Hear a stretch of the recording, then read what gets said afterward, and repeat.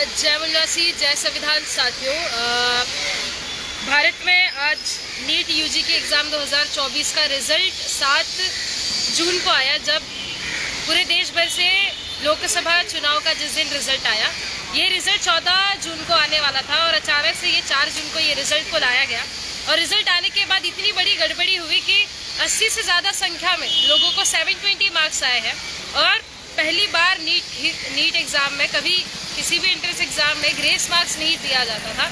इस बार बहुत से छात्रों को ग्रेस मार्क्स देने का काम किया है। उसकी वजह से 720 से भी ज़्यादा लोगों को मार्क्स मिले हैं और बहुत सारे विद्यार्थियों के OMR शीट जो है वो फटी हुई आई।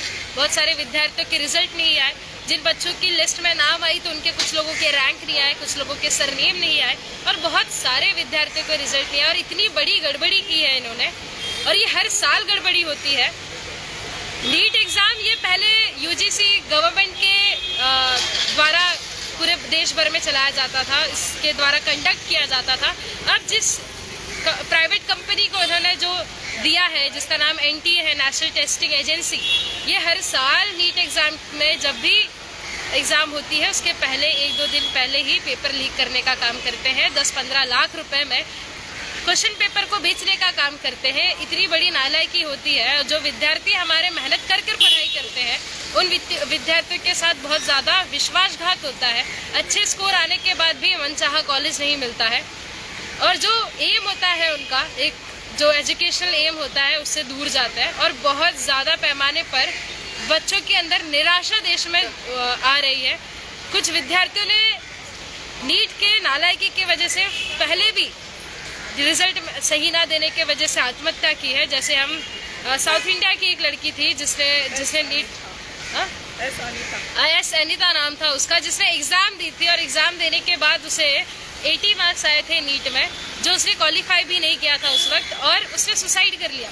लेकिन जब री एग्जामिनेशन हुआ तो ये पता चला कि उसने अपने स्टेट में ही टॉप किया है और फिर से अगर उसकी एनालिसिस की गई तो ये पता चला पूरे भारत में उसने टॉप किया है। तो ऐसे जो विद्यार्थी होते हैं वो विद्यार्थी एक एम लेकर, एक मकसद लेकर पढ़ाई करते हैं और जब वो मकसद उनका कामयाब नहीं होता तो वो विद्यार्थी निराशाजनक होते हैं, निराशा की तरफ जाते हैं और ऐसे विद्यार्थी सुसाइड के शिकार बनते हैं, आत्महत्या के शिकार बनते हैं। और ऐसी चीज़ें ना हो। पहली बात तो प्राइवेट कंपनीज़ को ये एग्जामिनेशन देने नहीं देना चाहिए। और जो हमारी भारतीय विद्यार्थी मोर्चा की मांगे हैं वह यह है कि जो इस साल एग्ज़ाम हुआ है उसे पूर्ण तरीके से रद्द करके री एग्जामिनेशन पूरे भारत में होना चाहिए उसी कैंडिडेट का। और नीट यूजी 2024 के जितने भी जगहों पर पेपर लीक हुआ है, जितने भी आरोपी हैं, उनके ऊपर CBI जांच बैठानी चाहिए, क्योंकि ये हर साल होता है। वो हर साल वही कुछ चुनिंदा टीम हमेशा ये नालायकी करने का काम करती है। ये क्वेश्चन पेपर्स कुछ लाखों में बेचने का काम करती है। तो उनके ऊपर कड़ी से कड़ी निरीक्षण होना चाहिए और उन्हें सज़ा देनी चाहिए। और बार बार NTA के द्वारा ये गड़बड़ी होती है तो ये एग्ज़ाम की जिम्मेदारी NTA से हटा करके इसको रद्द करना चाहिए। ये कॉन्ट्रैक्ट जो प्राइवेट कंपनी को दिया है उसे रद्द करना चाहिए और ये सरकार को अपने ऊपर जिम्मेदारी लेकर ये एग्ज़ाम को कंडक्ट करना चाहिए और सही पैमाने पे बच्चों के साथ जो विद्यार्थी है उन्हें न्याय देना चाहिए। ये पहली बार 24 लाख बच्चों के साथ ये अन्याय हुआ है, ये अन्याय को हटाना चाहिए और फिर से री एग्जामिनेशन कंडक्ट करना चाहिए। हमारी भारतीय विद्यार्थी मोर्चा की तरफ से मांग है। और अगर ये चीज़ें नहीं होती है तो आने वाले समय में आज हम पहले तो हमने अभी सारे ही भारत देश के सारे जिलों में कलेक्टर को हमने ये निवेदन दिया है और ये निवेदन पे अगर हमारी जो मांगे हैं इस पे अगर सरकार कोई जवाब नहीं देती है और कोई निर्णय नहीं लेती है तो भविष्य में हम राष्ट्रव्यापी आंदोलन करेंगे।